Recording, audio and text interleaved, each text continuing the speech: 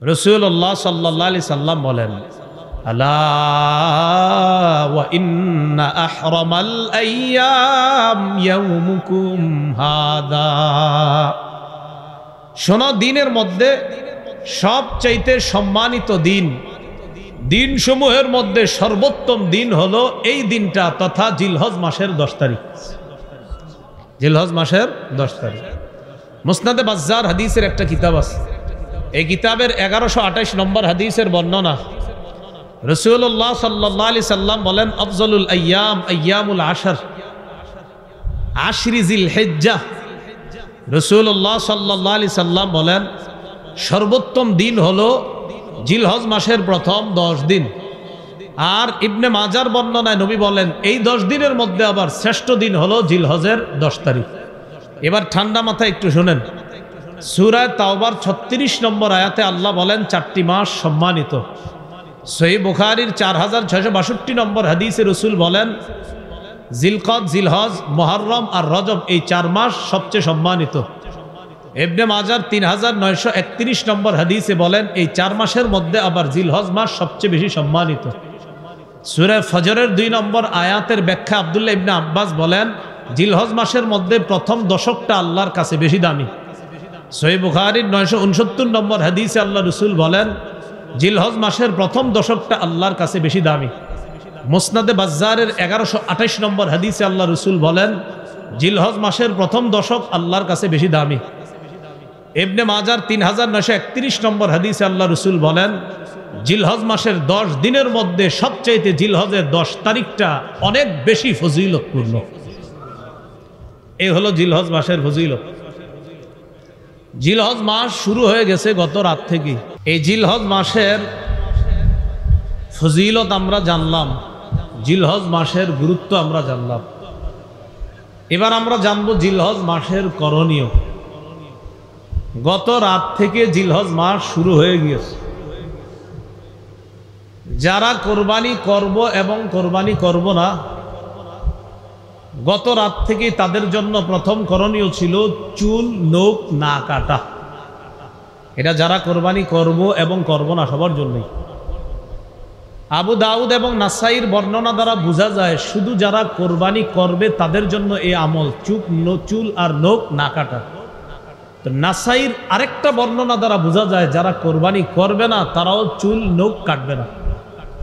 তো প্রথম কথা, যারা কোরবানি করবে তারা এই 10 দিন কোরবানির আগ পর্যন্ত চুল নখ কাটবে না। তিরমিজির বর্ণনা 1523 নম্বর হাদিস। এই হাদিসের মধ্যে রাসূলুল্লাহ সাল্লাল্লাহু আলাইহি সাল্লাম বলেন, মান রাআ হিলালা যিল হিজ্জাহ ওয়া আরাদা আন ইউদহিয়া ফালা ইয়াখুযান্না মিন শা'রিহি ওয়া আযফারিহি। যে ব্যক্তি জিলহজ মাসের চাঁদ দেখবে এবং সে যদি কোরবানি দেওয়ার ইচ্ছা করে, সে যেন তার চুল নখ না কাটে, এইগুলা সে যেন না কাটে। হাদিস থেকে কি বুঝলাম? যে কোরবানি দিবে সে চুল কাটবে না, নখ কাটবে না। নাসাইর বর্ণনা, সহিহ মুসলিমেরও বর্ণনা 1977 নম্বর হাদিস। আমাদের মাদ্রাসার পাঠ্যপুস্তক অনুসারে মোট হাদিস সংখ্যা হবে 3033টা মুসলিমের। এই হাদিসে রাসূলুল্লাহ সাল্লাল্লাহু আলাইহি সাল্লাম বলেন, ইযা রাআইতুম হিলালা যিল হিজ্জাহ ওয়া আরাদা আহাদুকুম আন ইউদহিয়া ফালইউমসিক আন শা'রিহি ওয়া আযফারিহি। রাসূলুল্লাহ সাল্লাল্লাহু আলাইহি সাল্লাম বলেন, তোমরা যখন জিলহজের চাঁদ দেখবা, তোমাদের কেউ যখন কোরবানির ইচ্ছা করে আর জিলহজের চাঁদ দেখে, সে যেন চুল নখ কাটা থেকে বিরত থাকে।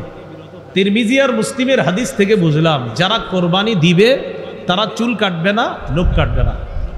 নাসাইর অন্য বর্ণনা দ্বারা বোঝা যায়, এক সাহাবী রাসূলুল্লাহ সাল্লাল্লাহু আলাইহি সাল্লামকে বললেন, হুজুর, আমার তো এমন একটা প্রাণী আছে, এই প্রাণীর এই অবস্থা, আমারও কি কোরবানি দেওয়া লাগবে? তো নবীজি তার হালাত ছুঁই না বললেন, না না, তোমার কোরবানি দেওয়া লাগবে না, তুমি কোরবানির দিন চুল কাটবা, নখ কাটবা। বুঝেন কি বলে? তুমি কোরবানির দিন চুল নখ কাটবা, এর মানে কোরবানির আগ পর্যন্ত তুমিও চুল কাটবা না, নখ কাটবা না। কোরবানির দিন তুমি চুল নখ কাটবা, অন্যরা কোরবানি করলে যে সওয়াব, তুমি এই আমল করেও সেই সওয়াব পাবে। এখান থেকে বোঝা যায় যে কোরবানি করবে না সেও কোরবানির আগ পর্যন্ত চুল নখ কাটা থেকে বিরত থাকবে, কোরবানির দিন সে চুল নখ কাটবে। এমনকি এই 10 দিন বাচ্চাদেরও চুল না কাটা যদি পারেন, এটা কোনো জরুরি বিষয় না। আব্দুল্লাহ ইবনে ওমর রাদিয়াল্লাহু তাআলা আনহুমা এক এলাকা দিয়ে রওনা করছে। মাররা বিইমরাআতিন তাখুযু মিন শারি ইবনিহা, এক মহিলা তার বাচ্চার চুল কাটতেছে, বাচ্চার চুল কাটে। তো ইবনে ওমর বললেন, আহা, তুমি যদি কোরবানির দিন পর্যন্ত একটু অপেক্ষা করতা, তারপর যদি চুলটা কাটতা, কি বোঝা যায়? বাচ্চার মাকে ইবনে ওমর রাদিয়াল্লাহু তাআলা আনহুমা বললেন, তুমি যদি কোরবানির দিন পর্যন্ত অপেক্ষা করতা, তারপর যদি চুলটা কাটতা। এখান থেকে বোঝা যায় বাচ্চাদেরও 10 দিন পর্যন্ত আপনার চুল না কাটা, এটি কিন্তু জরুরি বিষয় না, যদি করেন খুব ভালো। তাহলে জিলহজের প্রথম কাজ পাইলাম আমরা, চুল নখ না কাটা। জিলহজ মাসের দ্বিতীয় করণীয়, আজকে যারা রোজা রাখছেন আলহামদুলিল্লাহ, যারা রাখতে পারেন নাই বাকি আরো 8টা আছে।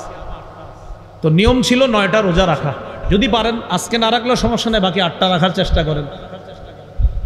তো দ্বিতীয় করণীয় জিলহজের 9টা রোজা রাখা। আবু দাউদের বর্ণনা 2437 নম্বর হাদিস, 2437 নম্বর হাদিস। এই হাদিসের মধ্যে আসছে, কানা রাসূলুল্লাহ সাল্লাল্লাহু আলাইহি ওয়াসাল্লাম ইয়াসুমু তিসআ জিলহিজ্জাহ। রাসূলুল্লাহ সাল্লাল্লাহু আলাইহি সাল্লাম 9 জিলহজ পর্যন্ত, জিলহজের প্রথম থেকে 9 জিলহজ পর্যন্ত 9টা রোজা রাখতেন। নাসাইর বর্ণনা 2415 নম্বর হাদিস। এই হাদিসটি সবাই মুখস্থ রাখবেন, অন্যদের কাছে প্রচার করে দিবেন, নিজেরাও সারা জীবন আমল করার চেষ্টা করবেন, আমরাও করব, বলি ইনশাআল্লাহ। নাসাইর 2415 নম্বর হাদিস, قال رسول الله صلى الله عليه وسلم أربع لم يكن يدعهن النبي صلى الله عليه وسلم। রাসূলুল্লাহ সাল্লাল্লাহু আলাইহি সাল্লাম 4টি কাজ কখনো ছাড়তেন না। মুখস্থ করি, কয়টি কাজ নবী কখনো ছাড়তেন না? আমরাও ইনশাআল্লাহ চেষ্টা করব এই 4 কাজ ভবিষ্যতে ছাড়বো না ইনশাআল্লাহ। নবী কয়টি কাজ ছাড়তেন না? 4টি। 1 নম্বর, সিয়ামা আশুরা, মুহররমের 10 তারিখের রোজা রাসূলুল্লাহ সাল্লাল্লাহু আলাইহি সাল্লাম কখনো ছাড়তেন না। 2 নম্বর, ওয়াল আশার, জিলহজের প্রথম দশকের রোজা রাসূলুল্লাহ সাল্লাল্লাহু আলাইহি সাল্লাম ছাড়তেন না। 3, ওয়া সালাসাতা আইয়ামিন মিন কুল্লি শাহ, প্রত্যেক মাসের 3টা রোজা, 13, 14, 15 আরবি মাসের এই 3 রোজা রাসূল ছাড়তেন না। 4 নাম্বার, ওয়া রাকাআতাইনি ক্বাবলাল গাদাত, ফজরের নামাজের আগের 2 রাকাত সুন্নত রাসূল সাল্লাল্লাহু আলাইহি সাল্লাম কখনো ছাড়তেন না। এবার আমরা সবাই একটু চর্চা করি, বলেন তো কয় আমল নবীজি কখনো ছাড়তেন না? সাহস করে বলে ফেলেন তো। 1 নাম্বার, মাশাআল্লাহ, 1 নাম্বার মুহররমের 10 তারিখের রোজা, 2 নাম্বার জিলহজের প্রথম দশকের রোজা, 3 নাম্বার মাসে 3টা রোজা, 4 নাম্বার ফজরের আগের 2 রাকাত সুন্নত।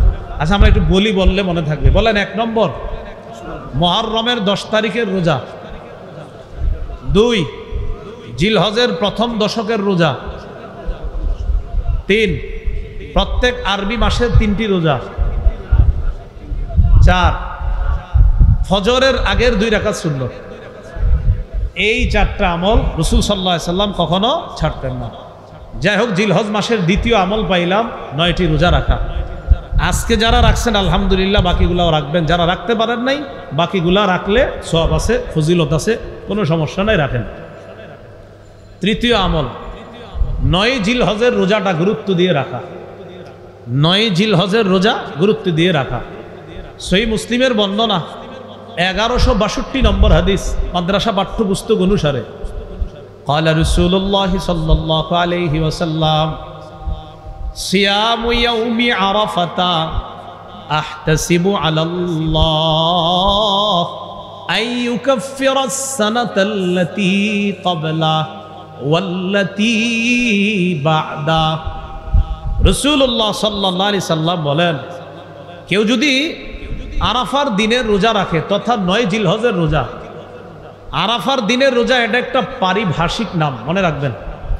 আরাফার দিনের রোজা এটা একটা পরিভাষা, উদ্দেশ্য 9 জিলহজের রোজা। 9 জিলহজের রোজা যদি কেউ রাখে, রাসূলুল্লাহ সাল্লাল্লাহু আলাইহি সাল্লাম বলেন, আমি আশাবাদী তার আগের 1 বছর এবং পরের 1 বছর, মোট 2 বছরের গুনাহ মাফ। এই হলো জিলহজের তৃতীয় আমল। তাহলে তৃতীয় আমলটা করার সুযোগ কি শেষ না এখনো আছে? জিলহজের চতুর্থ আমল, জিলহজ মাসে বেশি বেশি তাসবিহ পড়া, জিকির করা।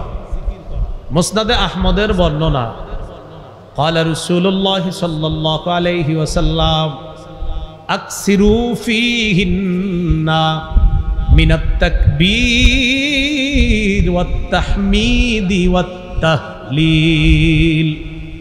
রাসূলুল্লাহ সাল্লাল্লাহু আলাইহি সাল্লাম বলেন, জিলহজ মাসে বেশি বেশি আল্লাহু আকবার বলবা, বেশি বেশি সুবহানাল্লাহ পড়বা, বেশি বেশি লা ইলাহা ইল্লাল্লাহ পড়বা, বেশি বেশি আলহামদুলিল্লাহ পড়বা। উদ্দেশ্য হলো জিলহজ মাসে বেশি বেশি জিকির করা। জিকির করার জন্য ওযুও করার প্রয়োজন নাই, চলতেছেন ফিরতেছেন, দাঁড়িয়ে বসে শুয়ে জিকির করতে পারবেন। সূরা আলী ইমরানের 191 নম্বর আয়াতে আল্লাহ বলেন, জ্ঞানী হলো তারা আল্লাযীনা ইয়াযকুরুনাল্লাহা কিয়ামা ওয়া কুউদান ওয়া আলা জুনুবিহিম।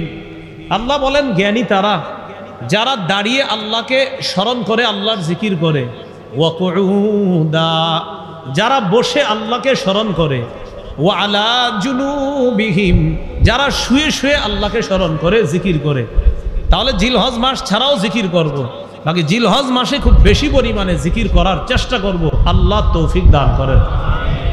জিলহজ মাসের 5 নম্বর আমল, 9 জিলহজ ফজর নামাজ থেকে নিয়ে 13ই জিলহজ আসর পর্যন্ত মোট 23 ওয়াক্ত নামাজের পরে পড়ি একবার মহব্বতে আল্লাহু আকবার, আল্লাহু আকবার, লা ইলাহা ইল্লাল্লাহু ওয়াল্লাহু আকবার।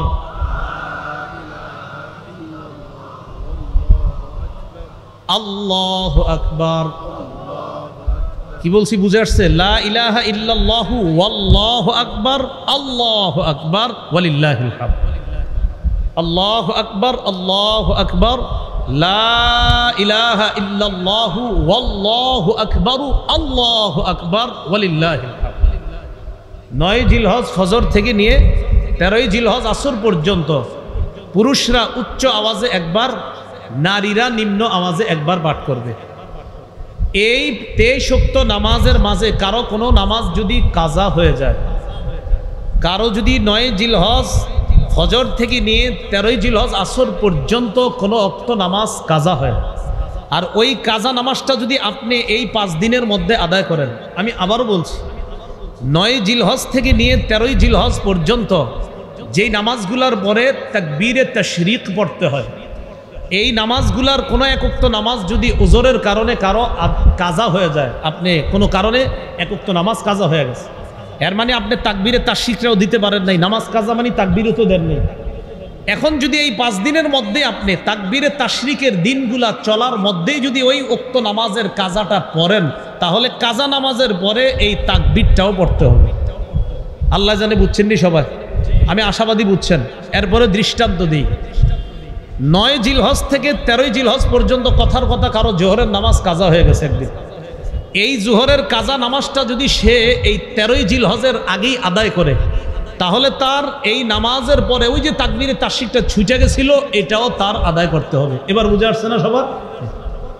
এই হলো আপনার 5ম আমল জিলহজ মাস।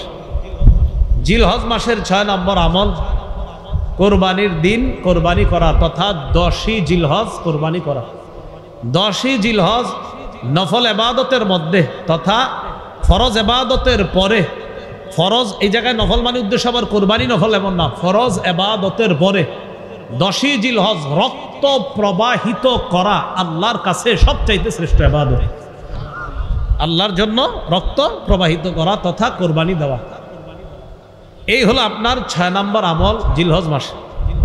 জিলহজ মাসের 7 নম্বর আমল সবচাইতে গুরুত্বপূর্ণ আমল, সেটা হলো যাদেরকে আল্লাহ সামর্থ্য দিয়েছে তারা হজ করা।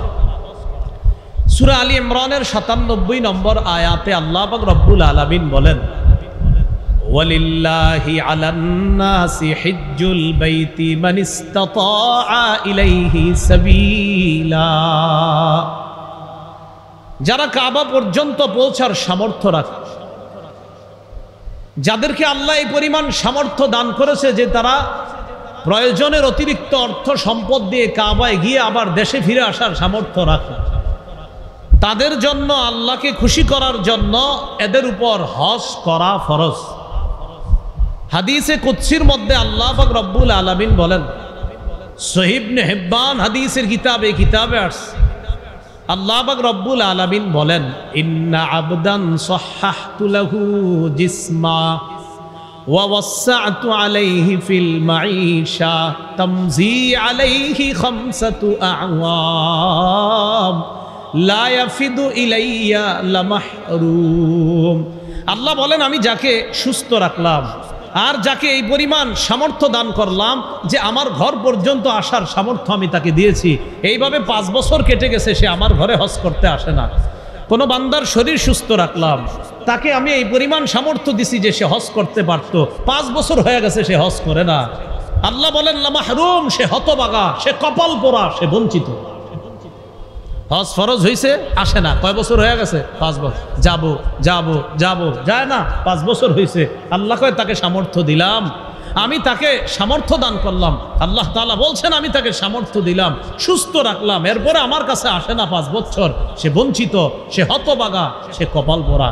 যাদেরকে হজের সামর্থ্য আল্লাহ দিয়েছেন তারা যেন অতি দ্রুত হজ সম্পাদন করতে পারে, আল্লাহ তৌফিক দান করেন। সহিহ মুসলিমের বর্ণনা 1337 নম্বর হাদিস, 1337 মাদ্রাসা পাঠ্যপুস্তক অনুসারে রাসূলুল্লাহ সাল্লাল্লাহু আলাইহি সাল্লাম বলেন, قد فرض عليكم الحج وفي رواية إن الله كتب عليكم الحج فحجوا। রাসূলুল্লাহ সাল্লাল্লাহু আলাইহি সাল্লাম বলেন, তোমাদের উপর হজ ফরজ করা হয়েছে। অন্য বর্ণনায় নবী বলেন, আল্লাহ তোমাদের উপর হজ ফরজ করেছেন, ফাহুজ্জু, তোমরা হজ করো।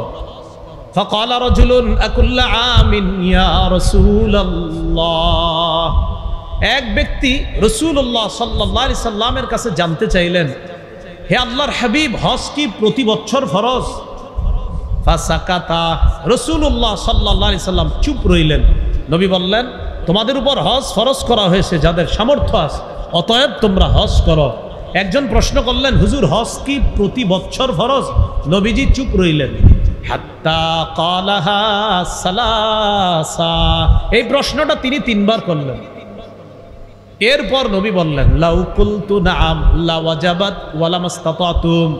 আমি যদি তোমার প্রশ্নের জবাবে বলতাম হ্যাঁ, তুমি যে আমারে 3 বার প্রশ্ন করলা প্রতি বছর হজ ফরজ কিনা, আমি যদি বলে ফেলতাম হ্যাঁ, তাহলে প্রতি বছর সামর্থ্যবানদের জন্য হজ ফরজ হয়ে যেত, আর এটা তোমরা করতে পারতা না। কেন তোমরা আমাকে এত প্রশ্ন করো? যারুনি মা তারাকতুকুম, আমি যতটুকু বলি এতটুকু মেনে নাও, তোমরা বেশি প্রশ্ন করবা না। فإنما هلك من كان قبلكم بكثرة سؤالهم واختلافهم على أنبيائهم। তোমাদের পূর্ববর্তী জাতি বেশি প্রশ্ন করার কারণে আর নবীদের সাথে বেশি মতভেদ করার কারণে ধ্বংস হয়ে গেছে। আমারে এত প্রশ্ন করবা না, বলছি হজ ফরজ, এত প্রশ্ন কেন করো? প্রত্যেক বছর হজ ফরজ, আমি নবী যদি বলে ফেলতাম হ্যাঁ, সামর্থ্যবানরা প্রতি বছর হজ করা লাগতো, আর এটা কষ্টকর হয়ে যেত। আবু দাউদের বর্ণনা 1721 নম্বর হাদিস, রাসূলুল্লাহ সাল্লাল্লাহু আলাইহি সাল্লামের একজন সাহাবী নাম আকরা ইবনে হাবিস, আকরা ইবনে হাবিস সাআলান নবী সাল্লাল্লাহু আলাইহি ওয়াসাল্লাম আল হজ্জু ফি কুল্লি সানাতিন আও মাররাতান ওয়াহিদা। রাসূলুল্লাহ সাল্লাল্লাহু আলাইহি সাল্লামের কাছে প্রশ্ন করলেন, হুজুর হজ কি প্রতি বছর ফরজ নাকি একবার জীবনে? নবীজি সাল্লাল্লাহু আলাইহি সাল্লাম জবাব দিলেন, বাল মাররাতান ওয়াহিদা, না, সামর্থ্যবানদের জন্য জীবনে একবার হজ ফরজ, প্রতি বছর না, বরং জীবনে কয়বার হজ ফরজ? একবার। সামর্থ্যবানদের জন্য হজ ফরজ। এরপর নবী বললেন ফামান যাদা ফাহুয়া তাতাওউন, কেউ যদি একবারের বেশি হজ করে এটা নফল হবে, কেউ যদি একবারের বেশি হজ করে এটা কি হবে? নফল হবে। এই হলো আপনার হজের ফরজিয়ত। যাদেরকে সামর্থ্য দিছে তারা হজ করা। ভাই যাদের সামর্থ্য আছে তাড়াতাড়ি হজ করেন। ইবনে মাজার বর্ণনা 2883 নম্বর হাদিস, 2883 এই হাদিসের মধ্যে আছে قال رسول الله صلى الله عليه وسلم من أراد الحج فليتعجل, যে ব্যক্তি হজের ইচ্ছা করেছে সে যেন তাড়াতাড়ি হজ করে। فإنه قد يمرض المريض, হতে পারে সে অসুস্থ হয়ে যাবে, এবারটা অসুস্থ হয়ে যেতে পারে হজ করেন না করার কারণে। এমন হয়ে যেতে পারে যে তার সামর্থ্য আছে, হজে যাবে, যায় না, আগামী বছর যাব, যায় না, আগামী বছর যাব, যায় না। নবী কয় আরে তুমি তো অসুস্থ হয়ে যেতে পারো। বাহন হারিয়ে যেতে পারে, প্রয়োজন এসে যেতে পারে, তখন আর তুমি হজ করতে চাইলেও করতে পারবা না। দেখেন করোনার আগে অনেক মানুষ হজের টাকা জমাইছে, করোনা আসলো হজ বন্ধ করে দিল, যেতে পারলো না, আত্মীয় স্বজন বিপদে পড়লো, তাদেরকে টাকা বিলিয়ে দিল। দেখেন নবী বলছে প্রয়োজন যে কখন আসবে তুমি কিন্তু জানো না, তাই হজের ইচ্ছা করলে তাড়াতাড়ি হজ করে ফেলো। আমরা কি কেউ জানতাম করোনা আসবে? তাহলে দেখেন এই জন্য যাদের হজ ফরজ ভাই হজটা করে ফেলেন। আব্দুল্লাহ ইবনে আব্বাস রাদিয়াল্লাহু তাআলা আনহুমার বর্ণনা, সহিহ ইবনে খুজাইমার বর্ণনা, রাসূলুল্লাহ সাল্লাল্লাহু আলাইহি সাল্লামের এই বিশিষ্ট সাহাবী বলেন তাআজ্জালু ইলাল হজ্জ ইয়ানি আল ফরিদা, তোমরা তাড়াতাড়ি হজ করো। ফাইন্না আহাদাকুম লা ইয়াদরি মা ইয়ারিদু লা, তোমাদের কেউ জানে না কোন প্রয়োজন তার সামনে এসে যেতে পারে, তাই প্রয়োজন আদায় করে ফেলো। বলেন তো হজে গেলে আল্লাহর একটা শ্রেষ্ঠ ঘর দেখতে পাই, এটাকে কি বলে? কাবা। বলেন কি বলে? কাবা। রাসূলুল্লাহ সাল্লাল্লাহু আলাইহি সাল্লামের সাহাবী আব্দুল্লাহ ইবনে ওমর রাদিয়াল্লাহু তাআলা আনহুমার বর্ণনা, তিনি বলেন মুসান্নাফ আব্দুর রাজ্জাক নামে হাদিসের একটা কিতাব আছে, 8817 নম্বর হাদিস। قال رسول الله صلى الله عليه وسلم استمتعوا بهذا البيت فقد هدم مرتين ويرفع في الثالثة। রাসূলুল্লাহ সাল্লাল্লাহু আলাইহি সাল্লাম বলেন হজ উমরার মাধ্যমে এই কাবা ঘরের থেকে তোমরা তাড়াতাড়ি উপকৃত হও, হজের মাধ্যমেও কাবার থেকে উপকৃত হও, উমরায় যে কাবার দ্বারা উপকৃত হও। মনে রাখবা ফাকাদ হুদিমা মাররাতাইন, কাবা দুইবার ধ্বংস করা হয়েছে। ওয়ায়ুরফাউ ফিস সালিসা, তৃতীয়বার ধ্বংস করার পর কাবা কিন্তু উঠিয়ে নেওয়া হবে। তাই কাবা উঠিয়ে নেওয়ার আগে তাড়াতাড়ি হজে যাও, উমরায় গিয়ে ওই কাবার দ্বারা উপকৃত হওয়ার চেষ্টা করো। আল্লাহ আমাদের সকলকে, যাদের হজের তৌফিক হয়েছে এখনো যাইতেছি না, আমরা হজের সামর্থ্য আছে যাইতেছি না, আল্লাহ দ্রুত হজ করার তৌফিক দান করেন। ওমর ইবনুল খাত্তাব রাদিয়াল্লাহু তাআলা আনহুর বর্ণনা, তাফসীর ইবনে কাসীরের মধ্যে মুহাম্মদ ইবনে কাসীর রাহমাতুল্লাহি আলাইহি এই বর্ণনাটা আনছেন। তিনি বলেন قال عمر بن الخطاب رضي الله تعالى عنه من أطاق الحج فلم يحج فسواء عليه أن يموت يهوديا أو نصرانيا। কোন ব্যক্তি হজের সামর্থ্য হলো কিন্তু হজ করলো না, সে ইহুদি হয়ে মারা যাক অথবা খ্রিস্টান হয়ে মারা যাক, এতে আল্লাহর কিছু আসে যায় না। যে ব্যক্তি হজের সামর্থ্য হয়, সামর্থ্য পাওয়ার পরেও সে হজে যায় না, যে ব্যক্তি হজে যাওয়ার যোগ্যতা অর্জন করেছে, হজে যাওয়ার সামর্থ্যবান হয়েছে কিন্তু হজে যায় না, এই ব্যক্তি ইহুদি হয়ে মারা যাক অথবা খ্রিস্টান হয়ে মারা যাক, এতে আল্লাহর কিছু আসে যায় না। নাউজুবিল্লাহ, আওয়াজ দিয়ে বলি। আল্লাহ আমাদের সকলকে, আমরা যেন হজ করতে পারি, সকলকে আল্লাহ তৌফিক দান করেন। যাদের টাকা আছে, অর্থ এই বর্তমানে আছে, তারা তো করবো, যাদের অর্থ নাই তারাও নিয়ত করেন যেন আল্লাহ ব্যবস্থা করে দেয়। অনেকে আবার হজে না গিয়ে নিজের সন্ন্যাস দাবি করে, আমি সন্ন্যাসী তাই হজে যাবো না। উনি সন্ন্যাসী, উনি আল্লাহর ওলি, এই জন্য হজে যাবে না। উনি কি সুন্দর কথা, উনি সন্ন্যাসী, হজে গেলে মানুষ দেখে ফেলবে, মানুষ বলবে এই লোকটা কাবার সামনে আসছে, এই জন্য মানুষকে দেখানো, যেহেতু মানুষ দেখে ফেলবে এই জন্য উনি হজে যাবে না, এটা সন্ন্যাসগিরি। মুসনাদে আহমদে আসছে রাসূল সাল্লাল্লাহু আলাইহি সাল্লাম বলেন হজ না কইরা সন্ন্যাসগিরির কোনো স্থান ইসলামের মধ্যে নাই। আবু দাউদের বর্ণনা 1729 নম্বর হাদিস। এই হাদিসের মধ্যে রাসূলুল্লাহ সাল্লাল্লাহু আলাইহি সাল্লাম বলেন লা সরুরতা ফিল ইসলাম, হজ না করে ইসলামের মধ্যে কোনো বিরাগ্যতা করা, কোনো বৈরাগ্যতা দেখানো, এটার স্থান ইসলামের মধ্যে নাই। তাহলে বলেন তো, হজ ফরজ, সামর্থ্যবান হওয়ার পরেও এই ফরজ হজ অস্বীকার করে কেউ যদি বলে আমি বৈরাগী হয়ে গেছি, আমি সন্ন্যাসী হয়ে গেছি, হজে গেলে মানুষ আমাকে দেখবে, এটা কি বলেন, এটা কি বৈরাগ্যতা নাকি ভণ্ডামি? ওনার হজ ফরজ যায় না কেন? মানুষ দেখে ফেলবে। রাসূল বলেন এই জাতীয় সন্ন্যাসগিরি ইসলামের মধ্যে নাই।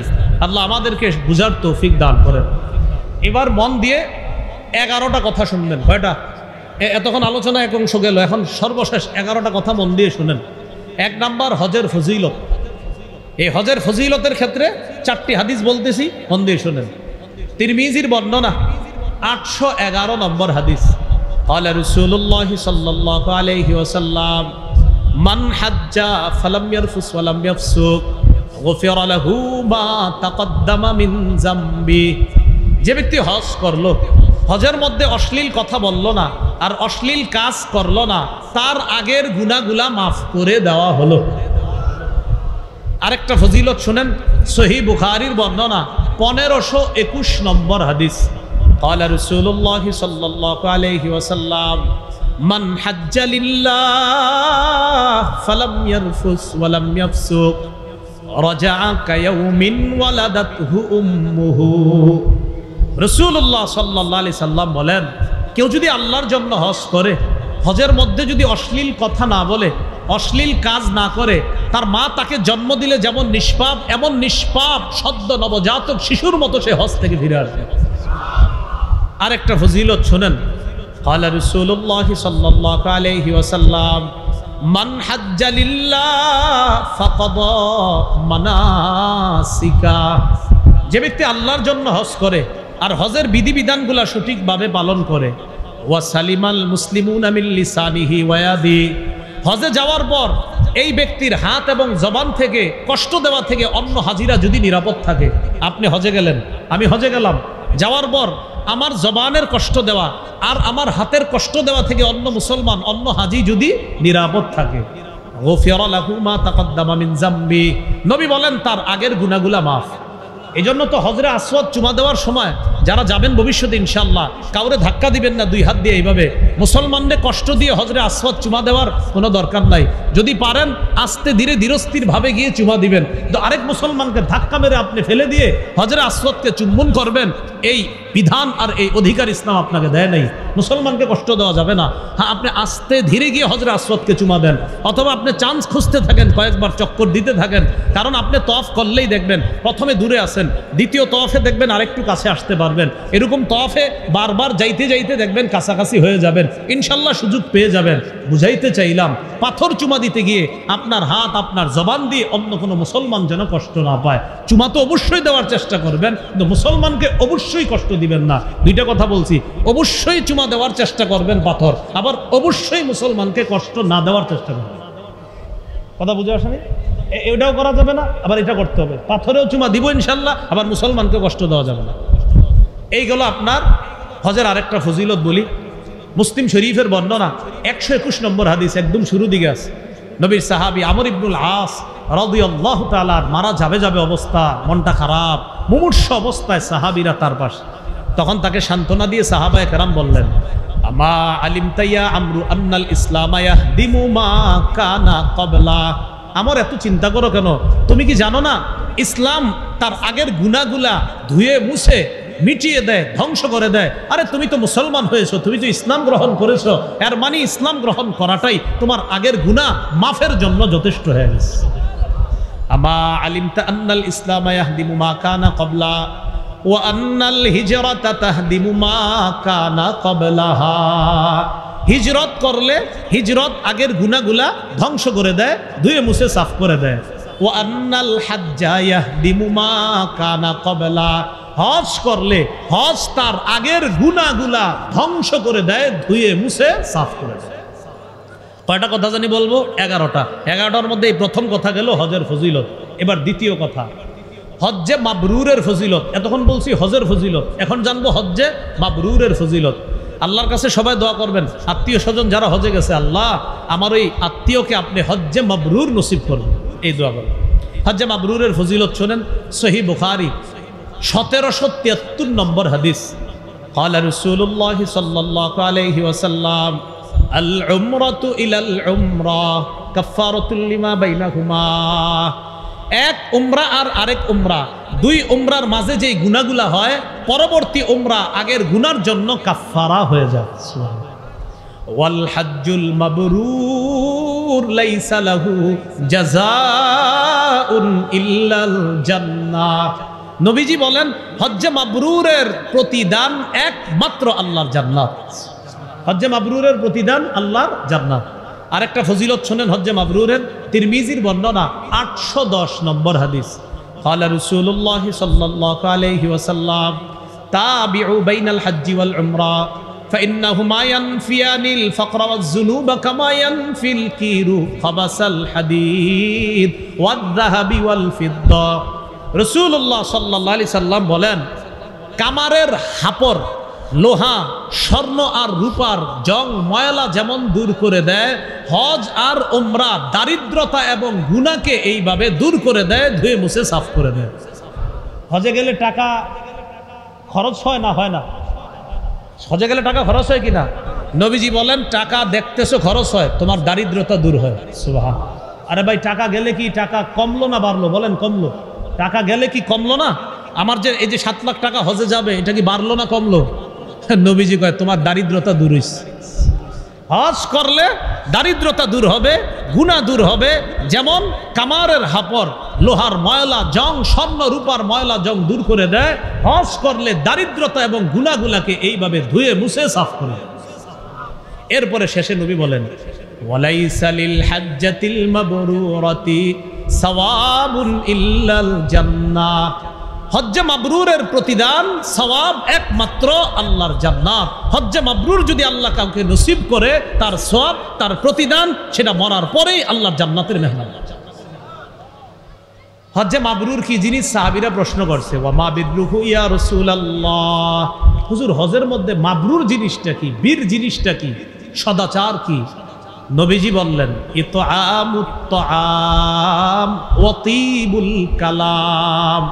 হজের মধ্যে অন্য হাজি সাহেবকে খাওয়ানো আর উত্তম কথা বলা, ওই হজটা আশা করা যায় হজ্জে মাবরুর হিসাবে কবুল হবে। হজে গিয়ে হাজি সাহেবরে খাওয়াবেন আর সুন্দর কথা বলবেন, তো আশা করা যায় এই হজ হজ্জে মাবরুর হিসাবে আল্লাহ কবুল করবেন। এই গেল 2 নম্বর কথা। 3 নম্বর কথা, হজ্জে মাবরুর হলো সবচাইতে শ্রেষ্ঠ আমল। হজ্জে মাবরুর সবচাইতে শ্রেষ্ঠ আমল। সহিহ বুখারীর বর্ণনা 26 নম্বর হাদিস। সুইলা রাসূলুল্লাহ সাল্লাল্লাহু আলাইহি ওয়াসাল্লাম আইয়ুল আমালি আফযালু ইয়া রাসূলুল্লাহ। রাসূলুল্লাহ সাল্লাল্লাহু আলাইহি সাল্লামকে প্রশ্ন করা হলো কোন আমল সবচাইতে শ্রেষ্ঠ? নবীজি বললেন ঈমানুন বিল্লাহি ওয়া রাসূলিহি। আল্লাহর প্রতি ঈমান আনা, রাসূলের প্রতি ঈমান আনা সবচাইতে শ্রেষ্ঠ আমল। কিলা সুম্মা মাজা। এরপর কোনটা? নবীজি বললেন আল জিহাদু ফি সাবিলিল্লাহ। এরপর শ্রেষ্ঠ আমল হলো আল্লাহর রাস্তায় জিহাদ করা। কিলা সুম্মা মাজা। এরপর শ্রেষ্ঠ আমল কোনটা? নবীজি বললেন হাজ্জুন মাবরুর। হজ্জে মাবরুর যদি আল্লাহ কাউকে নসিব করে, এটা হলো এরপর সবচাইতে শ্রেষ্ঠ আমল, সবচাইতে শ্রেষ্ঠ ইবাদত। তাহলে হজ্জে মাবরুর এটা একটা শ্রেষ্ঠ ইবাদত। অন্য হাদিসের মধ্যে আসছে, নবীজি বলেন হাজ্জাতুন বাররাতুন তাফজুলু সাইরাল আমাল কামা বাইনা মাতলিইশ শামসি ইলা মাগরিবিহা। সূর্যের উদয়স্থল অস্তস্থল তথা পূর্ব পশ্চিমের দূরত্ব যতটা, হজ্জে মাবরুরের ফজিলত অন্য আমলের তুলনায় আল্লাহর কাছে এই পরিমাণ দূরত্ব। হজ্জে মাবরুর। আল্লাহ আমাদের সকলকে হজ্জে মাবরুর যেন করতে পারি তৌফিক দান করেন। 4 নাম্বার বলেন আমার সাথে, মহিলাদের বলেন শ্রেষ্ঠ জিহাদ হজ্জে মাবরুর। আবার মহিলাদের শ্রেষ্ঠ জিহাদ হজ্জে মাবরুর। সহিহ বুখারীর বর্ণনা 1520 নম্বর হাদিস। আম্মাজান আয়েশা সিদ্দিকা রাদিয়াল্লাহু তাআলা আনহা রাসূলুল্লাহ সাল্লাল্লাহু আলাইহি সাল্লামকে জিজ্ঞাসা করলেন নারাল জিহাদা আফজালাল আমাল আফালা নুজাহিদু ইয়া রাসূলুল্লাহ। হুজুর, আমরা তো জিহাদকে শ্রেষ্ঠ ইবাদত মনে করি, আমরা কি জিহাদ করব না? রাসূলুল্লাহ সাল্লাল্লাহু আলাইহি সাল্লাম বললেন লা, না তোমরা জিহাদ করবে না। নবীজি বললেন তোমরা জিহাদ করবা না, নারীরা জিহাদ করবা না। ওয়ালাকিন্না আফজালাল জিহাদ আল হাজ্জু ওয়াল উমরা, তোমরা নারীরা যারা, তোমাদের শ্রেষ্ঠ জিহাদ হলো হজ করা, উমরা করা। হজ্জুন মাবরুর, হজ্জে মাবরুর যদি তোমাদের নারীদেরকে আল্লাহ নসিব করে, এই হজ্জে মাবরুর করাটাই তোমাদের জন্য শ্রেষ্ঠ জিহাদ। তাহলে নারীদের জন্য শ্রেষ্ঠ জিহাদ কি করা? হজ্জে মাবরুর। ক্বালা রাসূলুল্লাহ সাল্লাল্লাহু আলাইহি ওয়াসাল্লাম জিহাদুল কাবীরি ওয়াদ দাঈফি ওয়াল মারআতি আল হজ্জ ওয়াল উমরা। রাসূলুল্লাহ সাল্লাল্লাহু আলাইহি সাল্লাম বলেন, বুড়া মানুষের জিহাদ, দুর্বলের জিহাদ, নারীর জিহাদ হলো হজ করা, উমরা করা। বৃদ্ধ মানুষের জিহাদ হজ করা, উমরা করা। দুর্বলের জিহাদ হজ করা, উমরা করা। ছোট মানুষের, আপনার বৃদ্ধের জিহাদ, নারীর জিহাদ হলো হজ করা, উমরা করা। এবার একটা মজার হাদিস বলি আপনাদেরকে। এক ব্যক্তি রাসূলুল্লাহ সাল্লাল্লাহু আলাইহি সাল্লামের কাছে আসার পরে বলে, ইন্নী জাবানুন ওয়া ইন্নী দাঈফুন, হুজুর আমি ভীরু, আমি দুর্বল, আমি তো জিহাদ করতে পারি না। হুজুর এমন জিহাদ আসেনি যে জিহাদ, আমি দুর্বল মানুষ কিন্তু আমি তো জিহাদে যাইতে ভয় পাই, আমার আসলেই দুর্বলতা, আমি কি করব হুজুর? নবীজি বললেন, তোমার জন্য একটা জিহাদ আছে। সুবহানাল্লাহ। হালুম্মা ইলাল জিহাদিলা শাওকাতা ফি, আসো তুমি এমন জিহাদের দিকে যে জিহাদে কোনো অস্ত্র শস্ত্রের প্রয়োজন হয় না, শত্রুর প্রয়োজন হয় না। এটা হলো আল হাজ্জু, হজ করা। তুমি হজ করলেই জিহাদের সওয়াব। ওই উনি দুর্বল ছিলেন, তো নবী বুঝাইলেন তোমার মতো দুর্বল যারা, তোমাদের জিহাদ হলো হজ করা। এইগুলো আজকের আমার শেষ দিকের যে 11টা কথা বলবো, এর 4 নাম্বার কথা, নারীদের জিহাদ, দুর্বলের জিহাদ এবং বৃদ্ধ মানুষের জিহাদ, হজ করা, উমরা করা। আল্লাহ আমাদের সকলকে কথাগুলা বুঝার তৌফিক দান করেন। যাদের বৃদ্ধ বাবা আছে, দেখেন না যদি শক্তি সামর্থ্য থাকে হজ করাইতে পারেন কিনা, আল্লাহ তৌফিক দান করেন। 5 নাম্বার কথা একটু বলেন আমার সাথে, হাজি সাহেব, উমরা আদায়কারীগণ, তাদের দোয়া আল্লাহ কবুল করেন। ইবনে মাজার বর্ণনা 2892, 2893 এই 2 হাদিসের মধ্যে আছে। ক্বালা রাসূলুল্লাহ সাল্লাল্লাহু আলাইহি ওয়াসাল্লাম আল হুজ্জাজ ওয়াল উম্মার ওয়াফদুল্লাহ। আরেক বর্ণনায় আল গাজী ওয়াল হাজ ওয়াল মুতামির ওয়াফদুল্লাহ। আরেক বর্ণনায় ওয়াফদুল্লাহি সালাসা আল গাজী ওয়াল হাজ ওয়াল মুতামির। রাসূলুল্লাহ সাল্লাল্লাহু আলাইহি সাল্লাম বলেন, 3 ব্যক্তি আল্লাহর প্রতিনিধি। বলেন কয় ব্যক্তি আল্লাহর প্রতিনিধি? আবার কয় ব্যক্তি আল্লাহর প্রতিনিধি? বলেন 1 মুজাহিদ, 2 হাজি সাহেব, 3 উমরা আদায়কারী। নবীজি বলেন ইনিস্তাগফারুহু গফারা লাহুম, তারা আল্লাহর কাছে ক্ষমা চাইলেই আল্লাহ মাফ করে দেয়। পরের বর্ণনায় নবী বলেন দাআহুম ফাআজাবু, দেখেন কি বলে, আল্লাহ তাদেরকে ডেকেছে, তারা সাড়া দিয়েছে। সাআলুহু ফাআতাহুম, তারা আল্লাহর কাছে চেয়েছে, আল্লাহ তাদেরকে দিয়েছে। এবার দেখেন, আল্লাহ ডেকেছে, তারা গিয়েছে, তারা চেয়েছে, আল্লাহ দিয়েছে। আবার বলি আমি, দাআহুম ফাআজাবুহু সাআলুহু ফাআতাহুম, আল্লাহ হাজী সাহেবদেরকে ডেকেছে, তারা আল্লাহর ডাকে সাড়া দিয়েছে। এবার তারা আল্লাহর কাছে চেয়েছে, আল্লাহ তাদেরকে দিয়েছে। তাহলে আবার সুন্দর মতো বলি, দেখেন, আল্লাহ তাদেরকে ডেকেছে, তারা সাড়া দিয়েছে, এবার তারা ডেকেছে, আল্লাহ সাড়া দিয়েছে। হাজী সাহেব, তো হাজী সাহেব উমরা আদায়কারীগণ আল্লাহর কাছে দোয়া করে, যা বলে তাই দিয়ে দেয়। 6 নাম্বার, হাজী সাহেবরও আল্লাহ মাফ করে দেয়। হাজী সাহেব আমাদের জন্য যদি আল্লাহর কাছে বলে, আল্লাহ তাদেরকেও আপনি মাফ করেন, তো আল্লাহ তাদেরকেও মাফ করে দেয়। قال رسول الله صلى الله عليه وسلم يغفر الله للحاج ولمن استغفر له الحاج। রাসূলুল্লাহ সাল্লাল্লাহু আলাইহি সাল্লাম বলেন, আল্লাহ পাক রব্বুল আলামিন হাজী সাহেবকে মাফ করে, হাজী যার জন্য ক্ষমা চায় আল্লাহ তাকেও মাফ করে দেয়।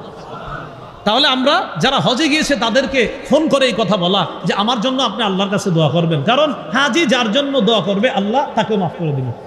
এগুলো 6 নম্বর কথা। 7, হজে গেলে কষ্ট হয়, হজে গেলে খরচ হয়। হজে গেলে কষ্ট হয়, হজে গেলে খরচও হয়।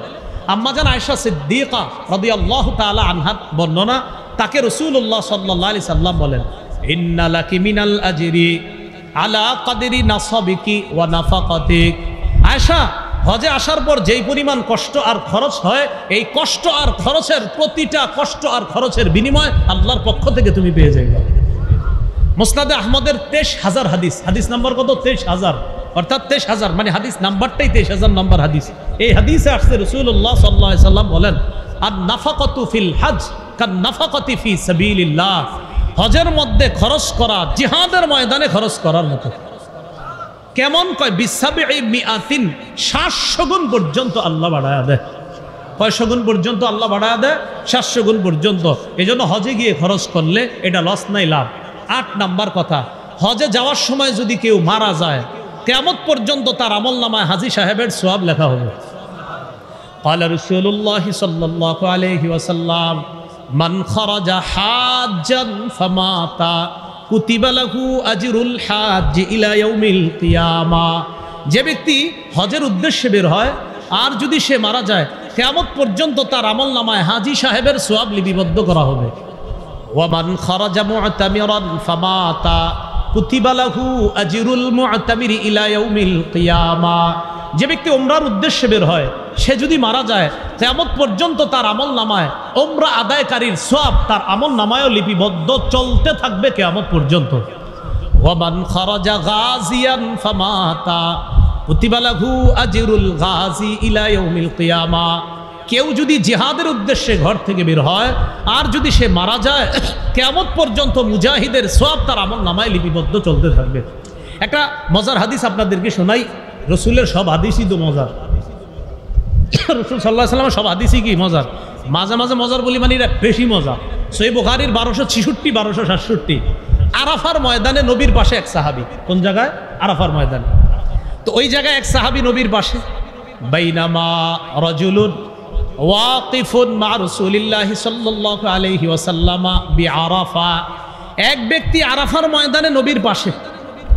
ইদ ওয়াকা আন রাহিলাতি, লোকটা তার বাহন থেকে নিচে পড়ে ফাকসাতহু, ঘাড় মচকে লোকটা মারা গেছে।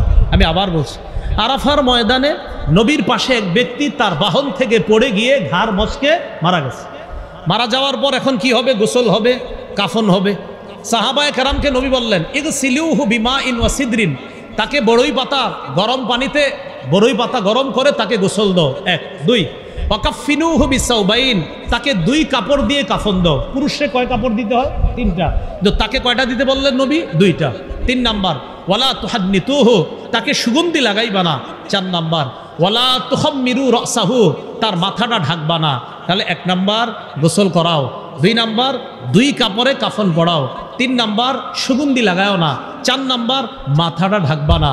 ফাইন্নাহু ইউবাসু ইয়াউমাল কিয়ামাতি মুলাব্বিয়া, কিয়ামতের ময়দানে সে লাব্বাইক আল্লাহুম্মা লাব্বাইক বলতে বলতে কবর থেকে উঠবে। তাহলে হজে গিয়ে মারা গেলে কি লস না লাভ? লাভ। তাহলে বলেন হজে গিয়ে, বলেন হজে গিয়ে বেঁচে গেলে লাভ, মরে গেলেও লাভ। বলেন বেঁচে গেলে নিষ্পাপ শিশু, মরে গেলে কিয়ামত পর্যন্ত সওয়াব, লস নাই। বাঁচলেও লাভ, মরলেও লাভ। এ হলো 8 নাম্বার। 9 নাম্বার হজে গিয়ে তালবিয়া পাঠ করা, ওই যে লাব্বাইক আল্লাহুম্মা লাব্বাইক, এটা পাঠ করা। তিরমিজির বর্ণনা 827 নম্বর হাদিস। এই হাদিসের মধ্যে আসছে রাসূলুল্লাহ সাল্লাল্লাহু আলাইহি ওয়াসাল্লাম 827, 828, 829 সবগুলো হাদিসের মধ্যে একই তালবিয়ার বর্ণনা। নবীজি বলেন, মামিন মুসলিমিন ইউলাব্বি ইল্লা লাব্বা মান আন ইয়ামিনিহি আও আন শিমালিহি মিন হাজারিন আও মাদারিন আও ওয়াবারিন, অফি রিওয়ায়া মিন শাজারিন আও ওয়াবারিন আও মাদারিন। রাসূলুল্লাহ সাল্লাল্লাহু আলাইহি সাল্লাম বলেন, কোন ব্যক্তি যখন তালবিয়া পাঠ করে তার পাশে গাছ পাতা বৃক্ষ রাজি মাটি ইত্যাদি যা আছে সবাই তার সাথে তালবিয়া পাঠ করতে হবে। এইগুলো 9 নাম্বার আলোচনা। 10 নাম্বার তওয়াফ করা। আবু দাউদের 1888 নম্বর হাদিসের মধ্যে আসছে, রাসূলুল্লাহ সাল্লাল্লাহু আলাইহি সাল্লাম বলেন, ইন্নামা জুইলাত তাওয়াফু ওয়া বাইনাস সাফা ওয়াল মারওয়া ওয়া রামিউল জিমার লিইকামাতি যিকরিল্লাহ। তওয়াফ করা, সাফা মারওয়ার মাঝখানে সাই করা এবং শয়তানকে কঙ্কর মারা, এগুলা সব আল্লাহর জিকিরের অন্তর্ভুক্ত, আল্লাহর স্মরণের অন্তর্ভুক্ত। রাসূলুল্লাহ সাল্লাল্লাহু আলাইহি সাল্লাম বলেন, মান তাওয়াফা উসবুআন, যে ব্যক্তি 7 বার তওয়াফ করে, অর্থাৎ 7 বার যে ব্যক্তি তওয়াফ করে, কানা কাইদলি রাকাবাতিন, একটা গোলাম আজাদ করার সওয়াব পেয়ে যায়। এগুলো 10 নাম্বার। সর্বশেষ আল্লাহু আকবার, আল্লাহু আকবার। 11 নম্বর হজরে আসওয়াদকে চুমা দেওয়া। আসসালামু আলাইকুম।